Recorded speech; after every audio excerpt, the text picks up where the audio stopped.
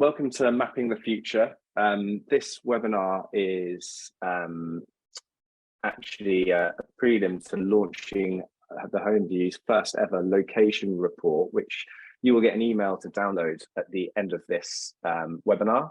We're joined today by an all-star panel. I'm absolutely delighted to have gathered such a group of experts. So just to introduce each of them individually. So Andrew, firstly, Andrew Saunderson, he's head of UK residential capital markets at CBRE, where he joined in January 2022. But prior to that, Andrew was the investment director at Cramer. All of you should know Cramer, the UK's largest listed residential landlord, and in a career spanning 20 years, Andrew played an absolutely pivotal role in the growth of Cramer's build-to-rent business, which now comprises over 10,000 operational units with a development pipeline of over 8,000 homes. Welcome, Andrew. Thank you for joining. We're also joined by Jackie Sadek. Me and Jackie go back a long way. We actually worked together at CBRE, I think almost 10 years ago. But Jackie has over 30 years of experience in property, specialising in public and private sector partnerships, working with local authorities and investors. And from 2014 to 2016, Jackie was that full-time specialist advisor to government on urban regeneration. She still works for the DLUHC, the DIT and the DFT. Got no idea what those are, Jackie, but they sound very important. And maybe you could elaborate on that when we ask. On an advisory basis, and Jackie was also the founder and chief operating officer of UK Regeneration, and is the co-author of Broken Homes, a book on the housing crisis, which was written by herself and the ex-Estates Gazette editor, Peter Bill. Jackie, welcome. Thank you very much for joining us. And last but not least, Oscar Brooks. Oscar's a founding member of Moda, with 13 years experience across the residential, commercial and mixed-use sectors. Oscar's been instrumental in the creation of Moda Living's £2.5 billion pipeline. It's quite an amazing growth story. And Oscar's been part of several high-value UK market firsts in terms of partnerships, including technology partnership with Samsung, mobility partnership with Uber, and resident services partnership with Selfridges. So thank you so much for our all-star panel for joining. I'm Rory Cramer. I'm CEO and co-founder of HomeViews, and the agenda for today is I'm going to give you a short introduction to HomeViews, a very quick plug, and then I'm going to take you through a summary of the location report findings and also the data set that's based off, 28,000 resident reviews from right across the UK. It's a totally unique set of data. It's the first time we've ever done this report. And this report, as I said, will be downloadable straight after the webinar. There is exclusive access, as always, for our partner developers, operators and organizations to some chapters as well that won't be publicly available. If you're interested in becoming a partner, please get in contact. And then we're going to have an interesting discussion about some of the decisions in choosing the right locations for building Moda's portfolio, Granger's portfolio, Jackie's experience within the regeneration sector, and how that may have changed post-pandemic. So without further ado, I'm just going to give a quick intro to the report. But firstly, HomeViews. For those of you that don't know us, we are the only independent review platform for new build developments. Our mission statement is to provide useful and trustworthy insights to support those looking for their new home, whether you're looking at renting or buying. So we cover every sector of new homes: build to rent, build to sell, housing associations. We launched nearly 3.5 years ago, and I'm very proud to say now cover the whole of the UK, having initially been focused in London. Our database is the largest data set of verified resident reviews. We have over 36,000 reviews. We cover nearly 2,500 residential developments. Within those developments, we estimate there are over 300,000 homes.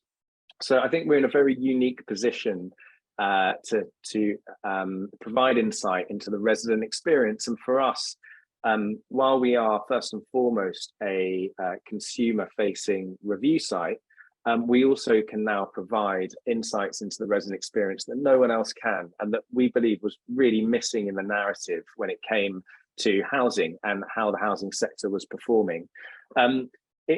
Like I said, we are the only dedicated review site. Our reviews are verified. It is only resident reviews that have an impact on the score of the buildings and the score of the companies. We effectively have a KYC check. It's the same check a credit card company would do to check you are who you say you are. The reviews are very detailed, and they are about a building. They're about the lived experience. So you're reviewing where you live, and then that review then has an impact on the company that either built or operates that building. Our reviews are segmented. So we ask you if you're an owner, if you're a tenant, if you're a shared owner. We also identify what the building is. Is it built to rent, built to sell? Is it housing? Is it apartments? And within one review, we ask 18 different data points.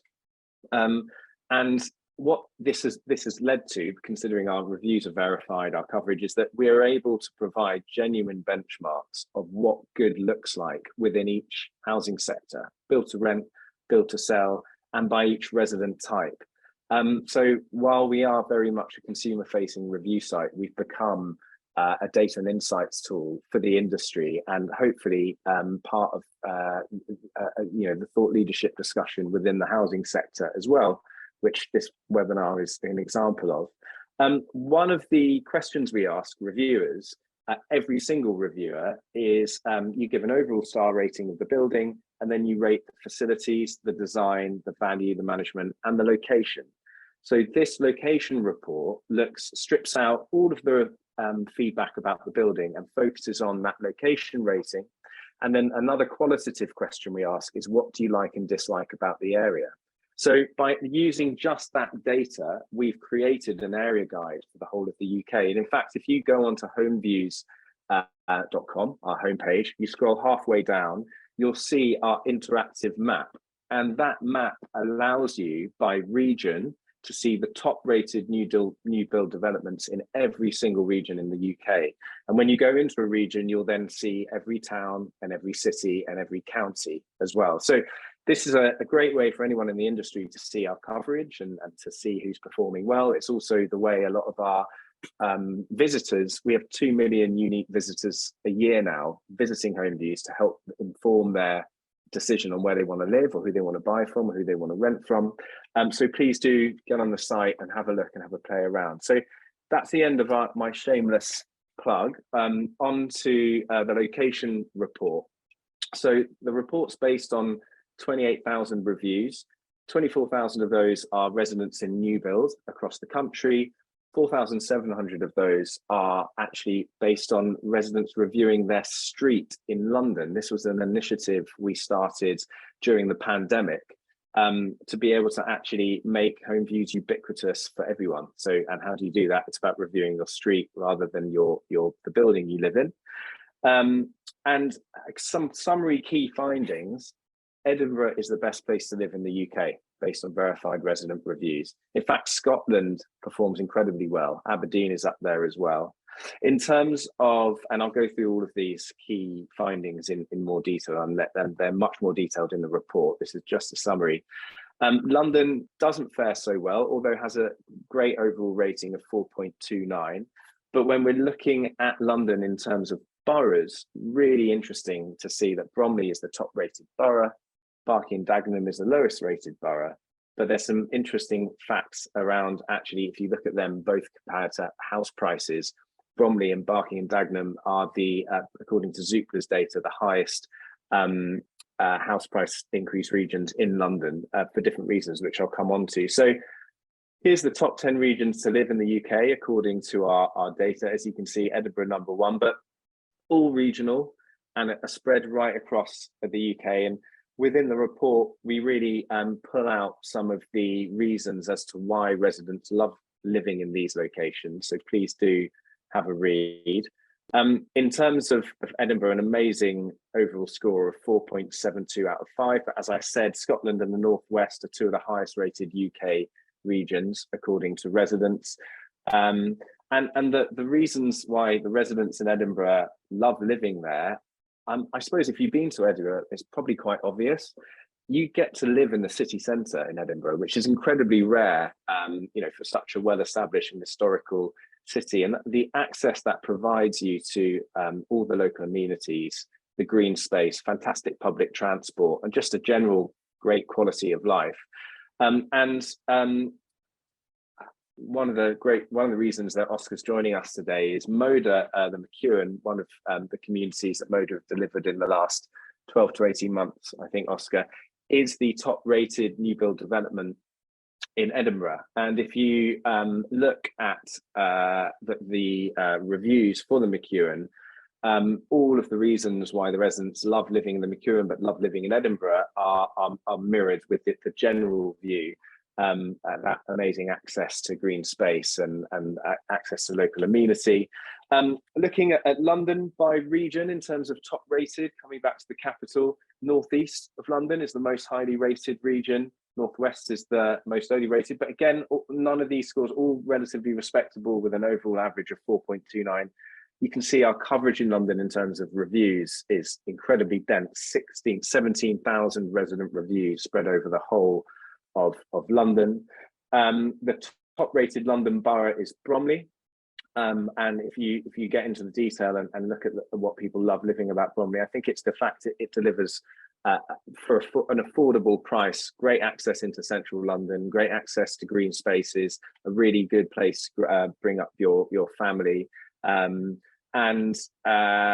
What was interesting is that although, as I've said, Barking and Dagenham was the lowest rated borough, it is recognised within Zoopla House Prices Index, along with Bromley, as having the highest increase in house prices. And I think if you look at Barking and Dagenham, there's so much going for it, and that's something we're going to speak to Jackie about in terms of the regeneration and the placemaking that's going on there.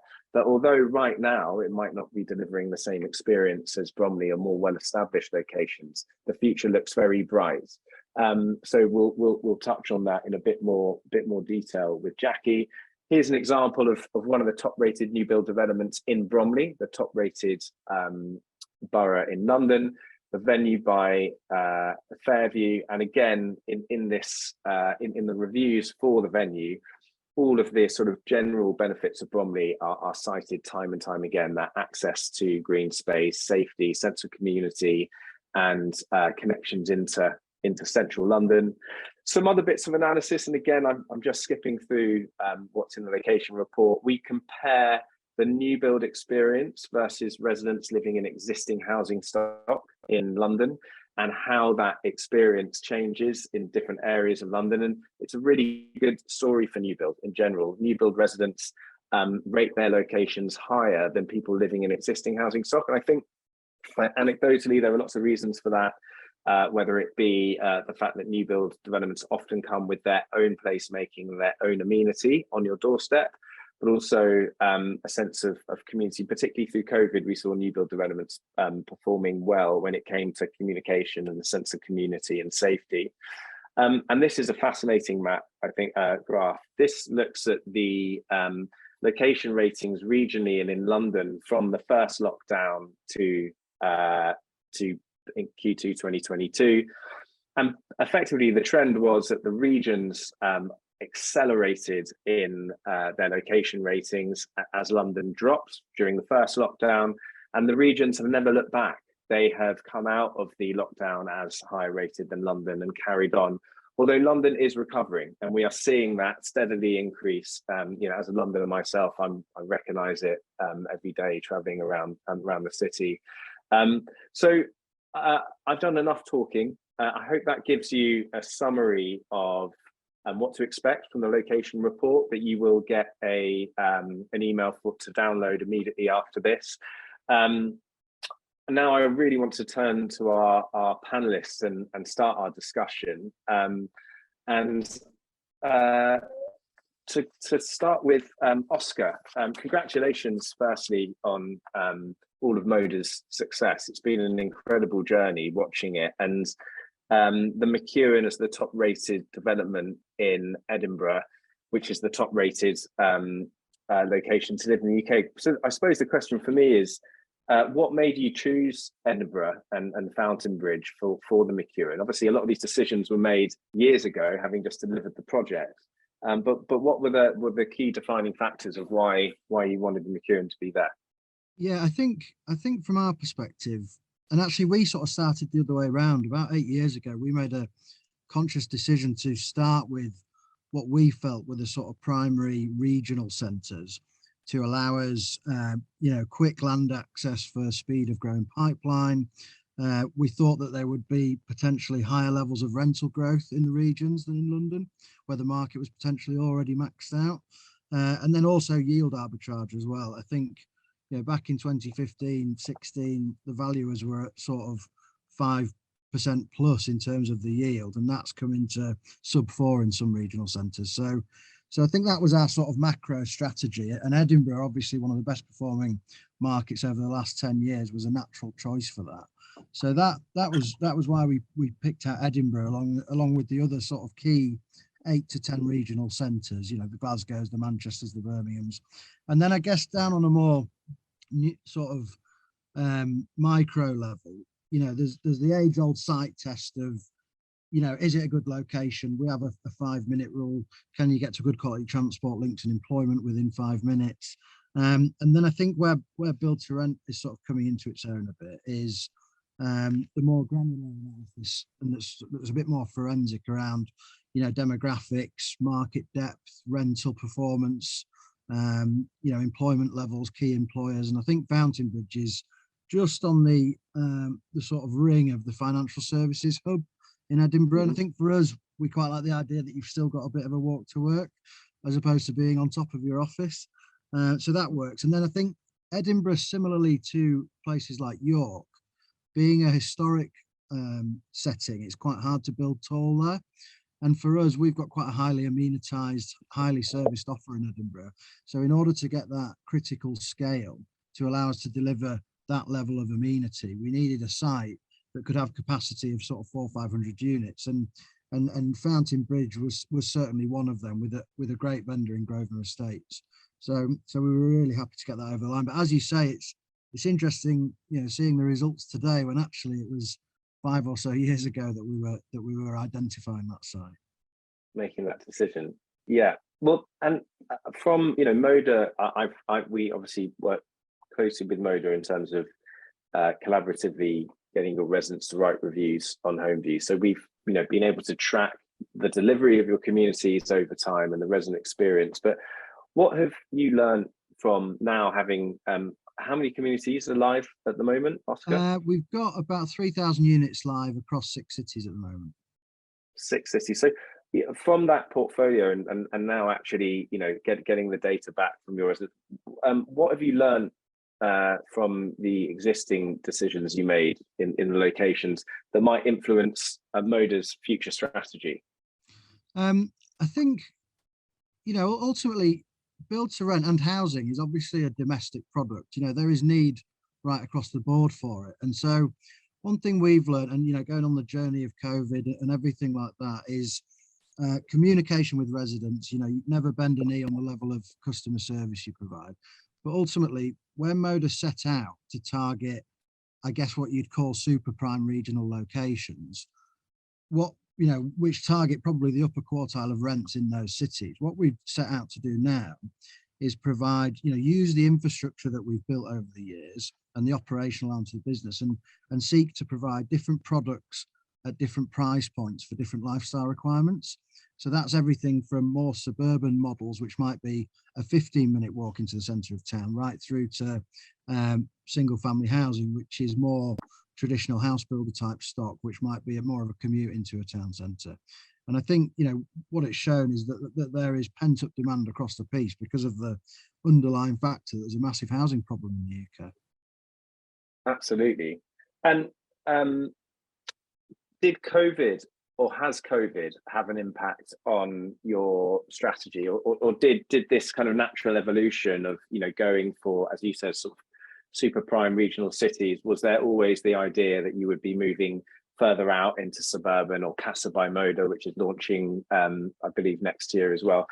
But did COVID change that, or did it just, I mean, something we're going to speak to Andrew about in a second, did COVID accelerated so many trends? Did it just mean that maybe you're acting on that strategy sooner, or did it change the way you saw the future of Moda strategy? I think it's, it certainly sped up the business plan in the sense that, we were able to pivot on our marketing messaging so that, these are brand new buildings, they're highly managed, they're regularly maintained, they're regularly cleaned, that we've got the technological infrastructure in place in terms of resident app to allow direct comms any time of day or night. And I think all of that, and being part of that community where there was space to go and grab a coffee and get your laptop out and space to go to the gym and a garden space, that seemed to be what people were actually looking for in COVID. And I think because we could pivot on our messaging quite quickly, the buildings were performing really well. But I think where it's essentially made us focus is we've doubled down on the resident experience. And I think coming out of COVID, we want to double down on the wellbeing and tech. I think in the first 3 months, we had 30,000 engagements on the resident app of people communicating with other residents and with staff in the building. So double down on wellbeing, double down on tech, and then double down on providing the things that became a luxury in COVID for a lot of people. So that's good quality green space, external spaces, and places to work from home. That all sounds sensible, and also, across our data through COVID, it was really interesting to see how that sense of community and security that new build, but particularly build to rent and highly curated communities, provided residents throughout that, really uncertain time. So, Oscar, thanks very much. Jackie, thank you so much for joining today. I think you've got a really unique view when it comes to placemaking and regeneration. And I suppose I just wanted to turn attention to Barking and Dagenham as relatively poorly rated today from a location perspective from the residents living in that borough. But they're on a journey, aren't they? And I just, really wanted to talk about that journey with you and how you see a borough like Barking and Dagenham that's been so proactive in the regeneration opportunity and delivering. There is a journey for every regeneration area. How do you see that playing out? Well, I don't know about having a unique view, Rory, but I'm delighted to be with you today. So thank you very much indeed for having me. I mean, I've been a studier of Barking and Dagenham for 40 years. It's a little bit sad, but there it is. And I have to say, I think it's set fair to now really go from strength to strength. I mean, in urban regeneration terms, you generally look for 6 drivers of any location, and they would be cost of living, health and well-being, sustainability, accessibility to transport services, employment, community, and leadership. And in Barking and Dagenham, you have all 6 of those emerging spectacularly well. The bit I think we're missing, and the bit I think that HomeViews brings, is the consumer perception, which I think is a really essential part to all of this. So thank you very much indeed. I think you're doing a great service in public policy, actually, bringing this stuff forward. So looking at Barking and Dagenham, what you have, I mean, in particular, is a fantastic civic leader in the shape of the leader at Barking and Dagenham, Darren Rodwell, who is single-handedly actually responsible for 43%, some eye-watering statistic, of all the social housing that was delivered in London last year. For instance, because he has the land and he has the opportunity, and he's got the arm's length company to do all of this work. And hats off to him, really. Hats off to the London governance structures for the new link to Barking Riverside. People are not daft, as you say. They've spotted an opportunity, and Barking's on a journey, and I think represents very good value for money at this point in the game. And certainly, if I was looking to invest, I would have I'd invest in Barking and Dagenham in a heartbeat. The big change, and I know I'm treading on Andrew's toes a bit here, but the big change from before the pandemic to now is that back in the day, before the pandemic, where you worked was actually more important than where you lived. And now where you live is more important than where you work. So what Darren Rodwell's got to do now is concentrate very, very hard on the regeneration of Barking Town Centre and all the other things, all the other amenities that are on offer, in order to continue to enhance Barking and Dagenham as a place to live. But I think it's set fair, as I say, to have a very good future. And Yeah, I'd rather live I'd there agree. than Bromley, just say that much as well, which I find a little bit sleepy and boring. I think it's got more edge, more character, more, I don't know, what my elders would call zhuzh about it. It's got a bit more going for it. You heard it here first, Jackie. I think there'll be lots of developers using that quote in their marketing over the next few years. Jackie, you mentioned just then the 6 key ingredients to regeneration and placemaking. And I suppose a question that a lot of the people registered today would want to know is, how do you find the perfect regeneration opportunities when there are so many moving parts? Well, the thing about being in urban regeneration, I mean, urban regeneration, when you boil it down, is about market failure, right? Which is possibly why my career with CBRE, which did last for 4 years, and I was very happy there, and I still loved the old firm, had always got a bit of a challenge about it, because what I was about always was trying to get the public sector to intervene to support the market. And of course, if you are in a market-facing organisation, there is a tension there. Urban regeneration opportunities, well, they find me, if I'm going to be honest. I don't go out looking for them. They find me because, of course, folk are desperate out there. No longer is Barking and Dagenham desperate, but back in the day it was. Back in the day, Newham would have been desperate. Back in the day, dare I say, our provincial cities were struggling. I've done a lot of work with Nottingham and Leicester and places like this. Less so now, I think. And the stuff I get approached with, I get approached by a lot of market towns who I think are pretty well set fair, provided they've got good transport links. If you've got a medieval market town and you can do a good development in one of those, it's got a lot going for it. The stuff I've got, I look at now, I think, well, you've got to, in all development work, you've got to kiss a lot of frogs. I think where the HomeViews stuff comes in admirably is to help to inform the sorts of choices that you make, because you have to pick winners. You can't run with every opportunity. It's what Oscar was saying about, identifying the provincial cities. I think that was an admirable business plan, which worked brilliantly for them. And I would advocate that sort of approach. But the great thing about what you're providing is it's yet more data. It's yet more information as to how to make those informed decisions. And I think that's crucial. And I'm going to say something that you should never say in government, but I'm going to say it. Not every place is going to be a winner. I'm sorry. There it is. It's out there. Not every place is going to succeed. The question for our industry is how to pick winners and how to avoid the losers. And I'm sorry, but you can never admit that in Whitehall. But some of the places we're talking about, as dear old Rob Bold used to say to me, you've got a long way to go before you're going to sort out Bootle. And that is genuinely where we are. We, in terms of the housing crisis and us as an industry, what we've got to do now is back the winners. Yeah, and I think that you're absolutely, well, Jackie, thank you for your kind words about us. What's been amazing is that the resident experience was always missing as part of the narrative. There were often kind of surveys conducted within an area that they would consider regenerating or local community engagement. But I think when there's such an acute housing crisis, like you say, to be able to identify the areas where people love living for the right reasons and to support those areas and to make sure those areas can grow unhindered is absolutely key, because ultimately that is what's going to help deliver housing quickly and efficiently and where people want to live. And that's what this whole webinar and our take is about. On that, there is definitely a shift from London to regional living. That's obvious. And that I think that obviously was very much fast-tracked through COVID. How has that affected the impact or opportunity for placemaking and regeneration regionally? Has that meant that there is more focus, and more impetus for sort of local government and the public sector in the regions to really, get cracking and say that they're open for business?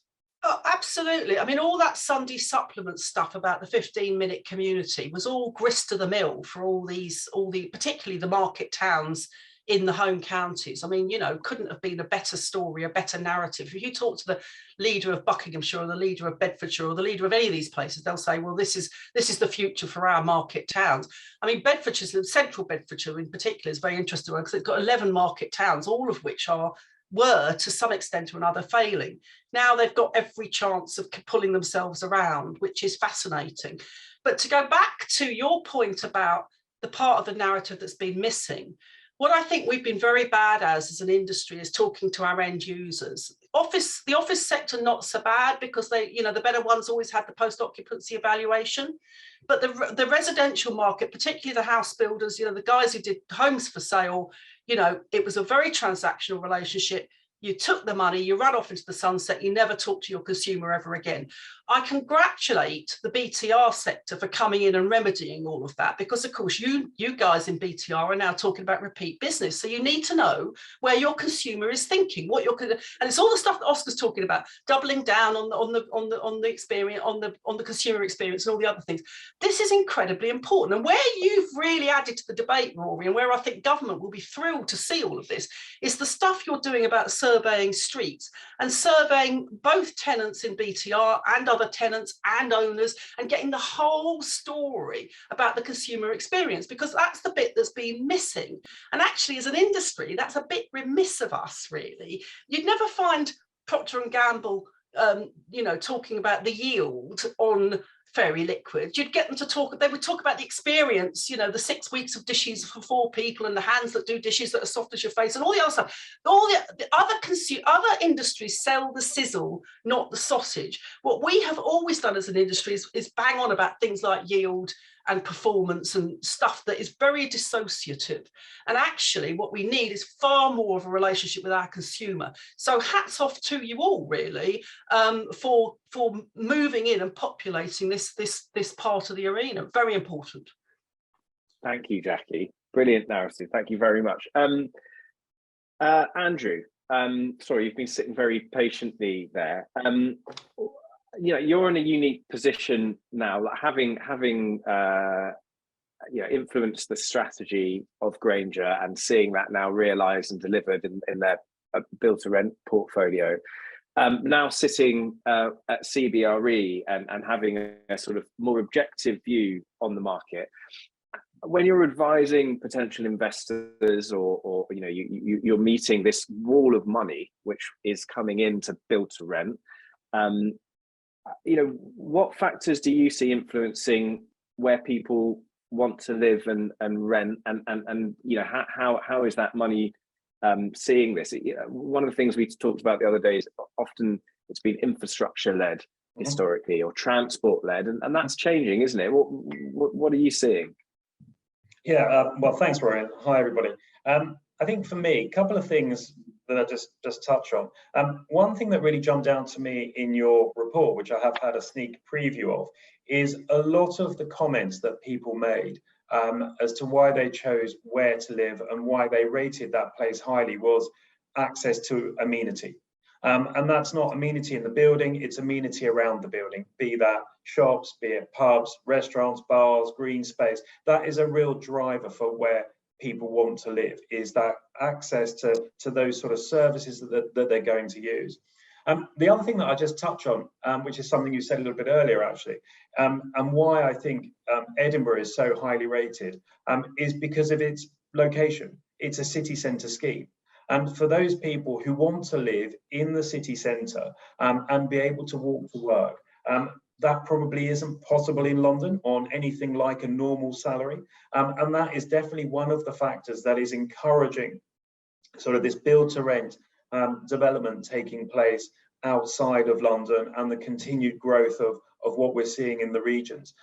When I was at Grainger, we went on the similar journey to Oscar went on, and started looking at where do we want to invest. We went down a similar route. We looked at the similar sort of metrics and things.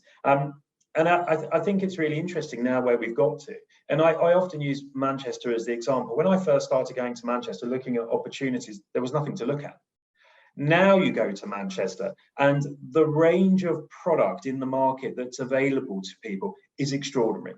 You can have entry-level build to rent, and I'm not going to name anybody, or you can go right to the top of the market with schemes that are comparable to any of the schemes that I've seen in London. So suddenly people have that choice. And because there's now that choice, it's encouraging employers to go there. So employers are opening up to take advantage of the really high quality students that are coming out of the 3 or 4 universities that are in Manchester, because they suddenly have somewhere to live that's in the city centre and is able to provide them with that access to amenity that they want. That's not to say that I think London's over. I think, you know, I'm a Londoner, a bit like you, Rory. We don't live too far from each other. I've always lived in London. I went to university in London. I've never lived outside London. I love London. It's just, I think what we're now seeing is other places are not going to compete with London, but they're offering something different to what London offers. And I think part of that change as well is partly as a result of what we went through in COVID. I think, you know, people are, you know, going to spend part of their week, or some people are definitely going to spend part of their week working from home, which is going to reduce their, reduce that need to live sort of in close proximity in London to their office. So it is meaning they're able to live that bit further out, and maybe some of those towns that Jackie mentioned, or market towns in Bedfordshire, are suddenly going to become good build-to-rent locations. But from an investor perspective, and as you say, there is still a very significant wall of money targeting the sector. You know, we look at yields across the real estate world, and as it stands right now, yields in residential and multifamily are not moving, despite everything else that we're seeing. And that's partly driven by the appetite from investors.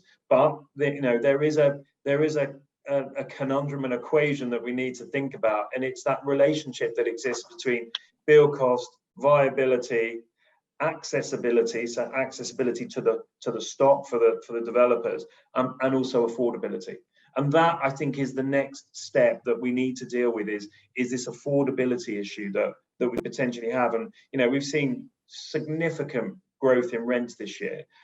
Whether that is sustainable, I don't know, but I think going forward we will have to start designing product which is catering towards the more affordable end with a small a, as opposed to the capital A. Yeah, that is it's really interesting, isn't it, that ability to, how do you get this wall of money to actually deliver homes? And you just mentioned then, you know, with, you know, build costs going up, viability of schemes becoming even more different, but also particularly like talking about maybe single family build to rent. You know, it's incredible looking at the number of entrants to the market. Oscar, you've got Casa by Moda, I believe, launching next year. We're just about to launch a data set that we're going to provide to our partners, which is, we've created a benchmark for residents in house builder housing developments, owners, and we're able now to compare that to tenants in single family build to rent. So we've always done that for build to sell apartment developments, so build to sell owners, build to sell private tenants, compared to build to rent. And we've been able to show in the last 3 years that build to rent has been delivering a better experience within, you know, the typical build to rent stock that we've seen delivered. But actually looking at that difference now in housing and seeing the growth in that sector, Oscar, how do you see from the single family perspective? How's that going to be playing out for Casa by Moda? Have you already got sites secured? You know, where are the locations that you're looking at for that initiative? Yeah, so that was sort of the genesis of the product, really, was really come at it from an affordable place. So for us, it was looking at, you know, what are the cheapest mortgages you can get in an area, and then how do we pin the rents as close to that as possible? And I think the main things for us there is driving as much service as possible through the technology piece. So, for example, we've just set up a new partnership with a company called Fit, which is one of the fastest growing fitness apps, home fitness apps in the world. And you know, if we can have a scheme in Bradford of 100 units that are super affordable, and instead of build a gym and spend that additional capex and wrestle with the build costs of that, we can put it via the app so that they can still benefit from an exercise, health and well-being provision. And certainly as well, from an ops perspective, you know, instead of on-site staff, you've got people on the end of the phone at the click of a button who can come and provide maintenance on site. They can cut your grass. And then also in terms of OPEX for the actual houses themselves, you know, they're all essentially smart homes where we can put I mean, obviously cost of living is a big one at the moment, and we are able to bulk buy our energy, which allows us to then set the energy rates for up to 12 months in advance. And we then put the usage data via the app back in the hands of the residents with, anecdotal quotes as to how they can then save more money. And it's all about driving a really good quality customer experience into an affordable product. That's fascinating. And what's really interesting to me in that is one of the big issues we see with some of the reviews in existing housing stock is the sort of lack of communication after they've moved in, and the lack of ability to remedy issues on an ongoing basis. And I do think that's going to be such a huge game changer. We work very closely with Simple Life, who currently have one of the biggest portfolios of build to rent. And although they might have a slightly lighter touch management impact, the impact that they have on their ongoing resident experience is amazing to see. Nearly 25% improvement in resident experience to the same product across the cul-de-sac that was sold and not sort of managed by an institutional investor. So really fascinating to see how that plays out. Andrew, something we were talking about the other day, COVID fast-tracked a number of trends that we were seeing happening that probably would have happened over 10 years and then happened in 2 or 3 years. If you were to fast-track the trend for the next 10 years, what do you think that looks like? And where are the new regions for build to rent? What do you see opening up and that change over the next 10 years? Yeah, I think one of the first changes we've seen, and you've just been talking to Oscar about it, is sort of the rise of single family housing.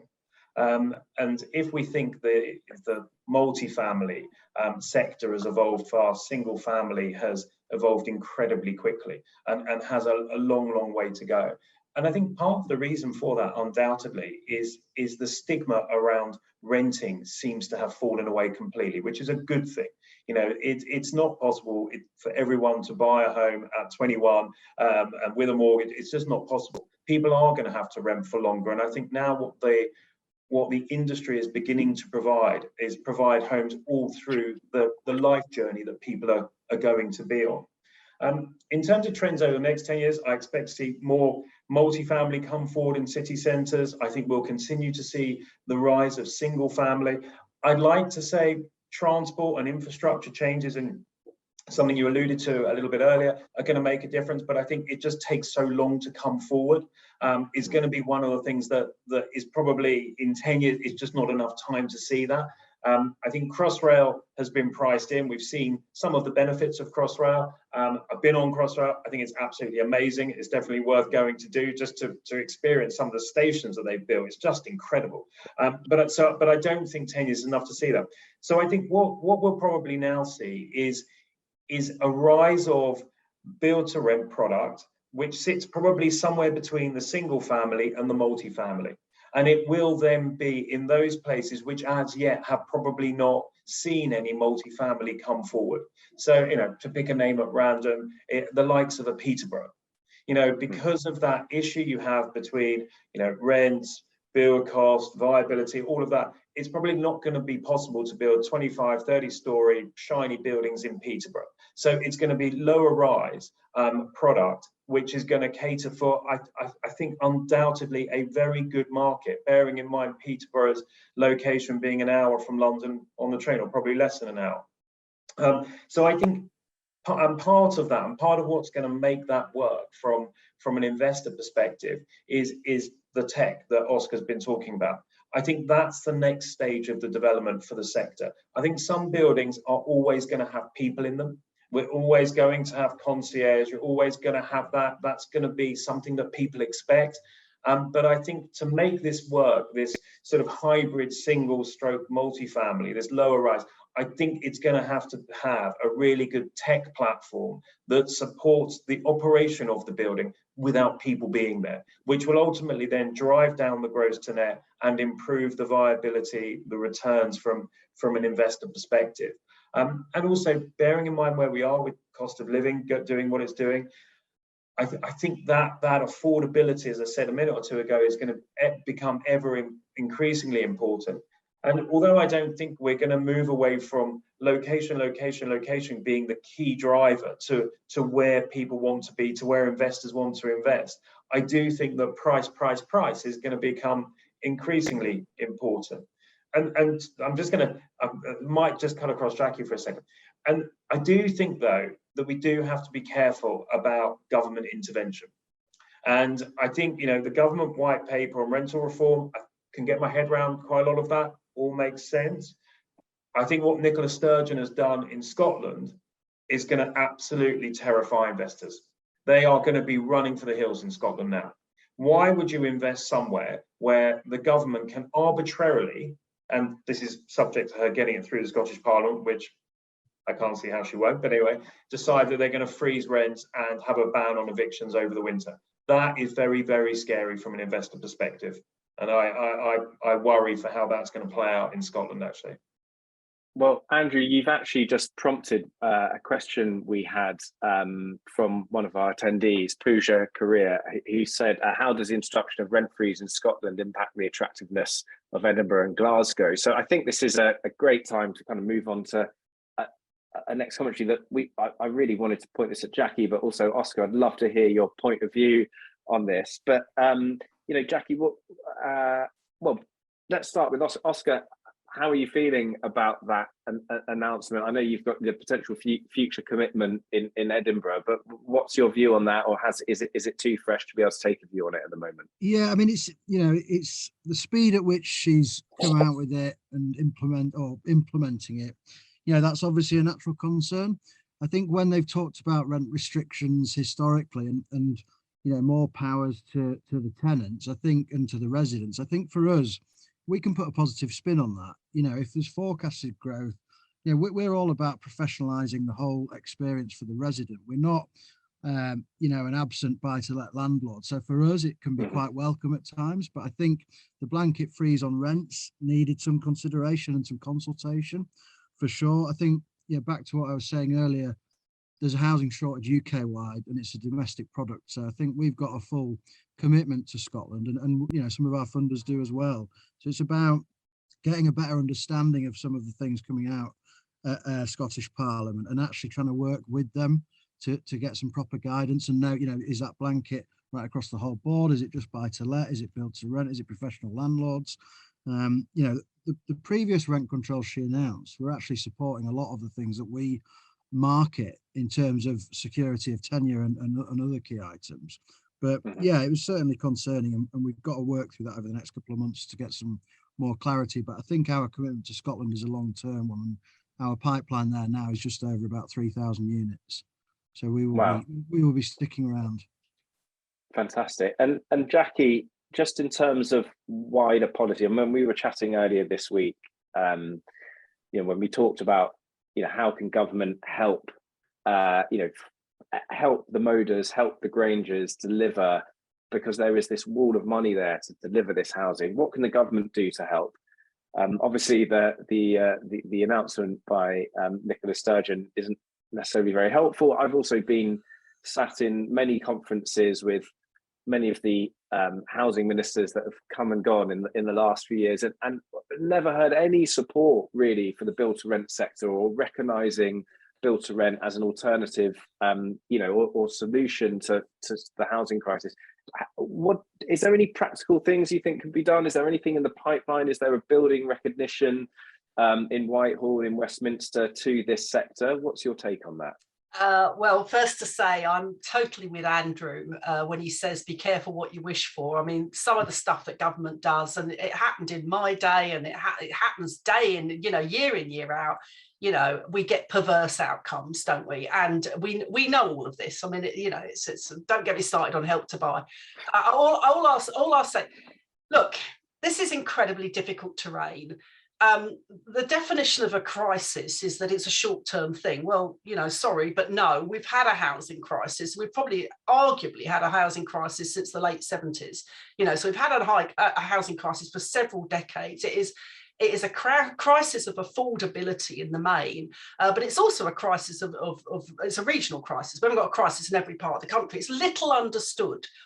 And what is particularly little understood by government, and perhaps there's a duty on us here to do something about this, and I don't know about the BPF or other lobbying agencies, but perhaps we should be trying a bit harder on this. The BTR sector in particular, and the scope for it to move into the stuff that Andrew was talking about the single family, low density, multi-family, low density, all that stuff, there is massive scope in this sector in order to meet some of the challenges of the housing crisis. Throwing out the Oxford-Cambridge arc was a big mistake from the point of view of the housing crisis, because we could have got going with all the stuff. I totally agree with Andrew about Peterborough, but we could have got going in some of these underperforming places. Bedford, Milton Keynes, places that have proximity to London and to Cambridge would all have been hot for exactly the sort of product that he's talking about. The big thing is to try and help government understand how to get more moda livings. What we need is more moda livings. Not to put too fine a point in it. Sorry to blow smoke, Oscar, but we need more of you, love.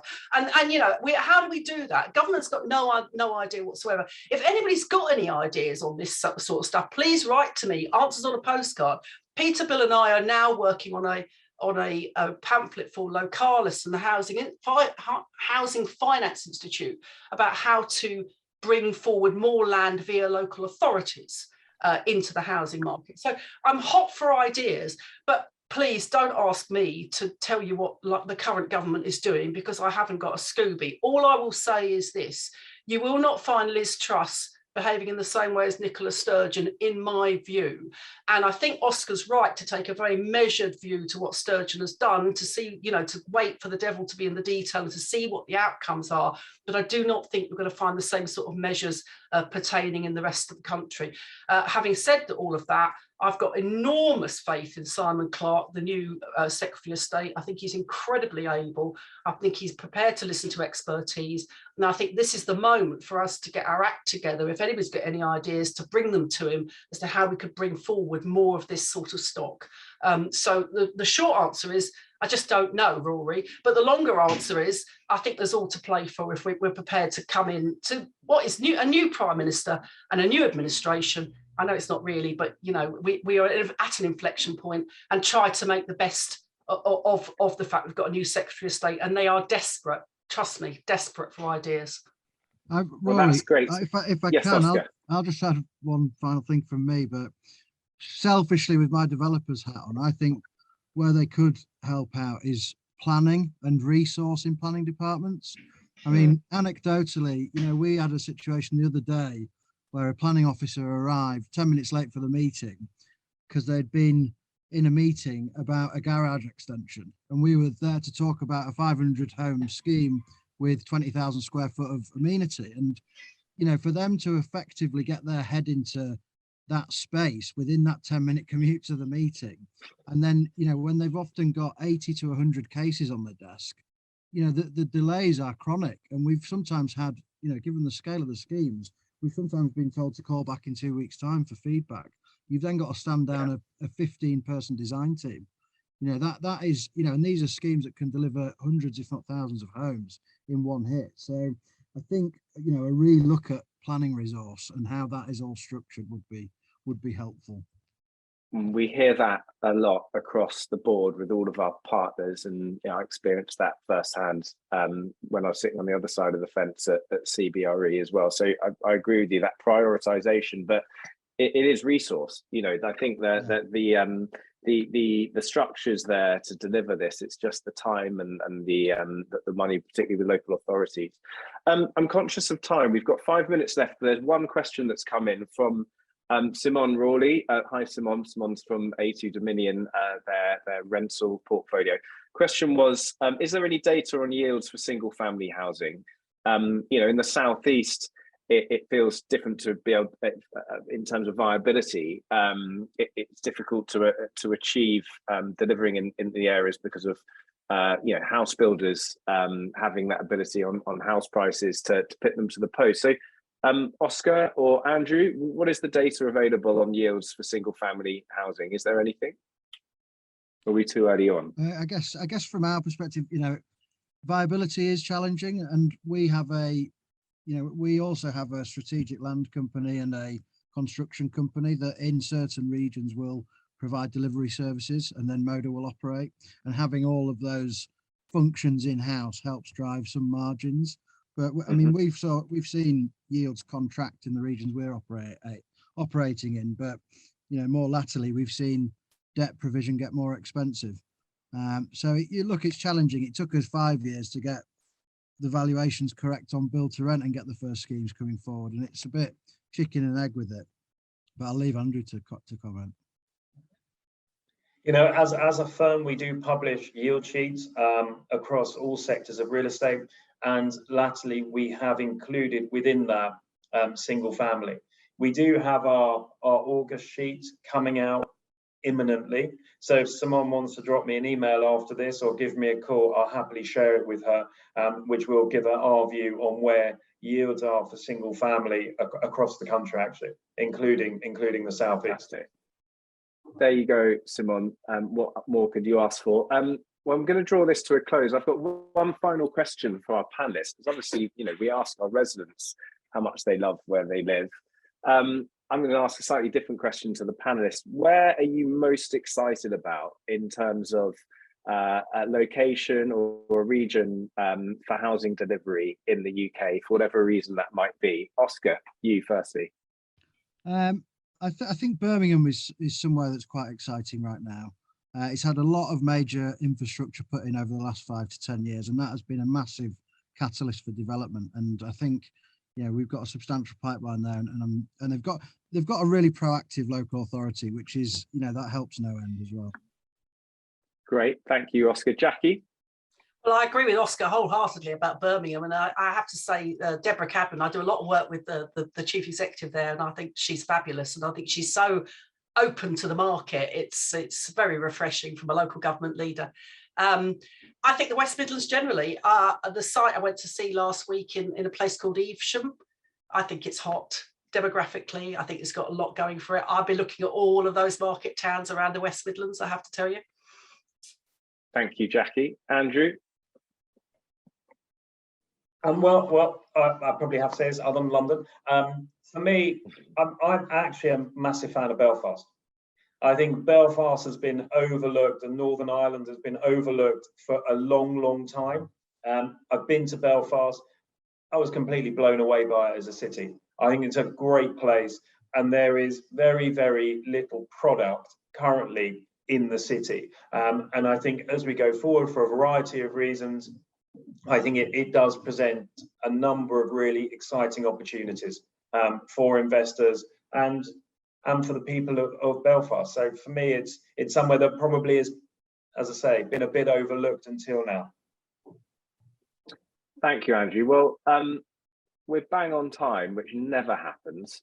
Thank you so much to my panelists, Oscar, Jackie, Andrew. It's been a really fascinating conversation.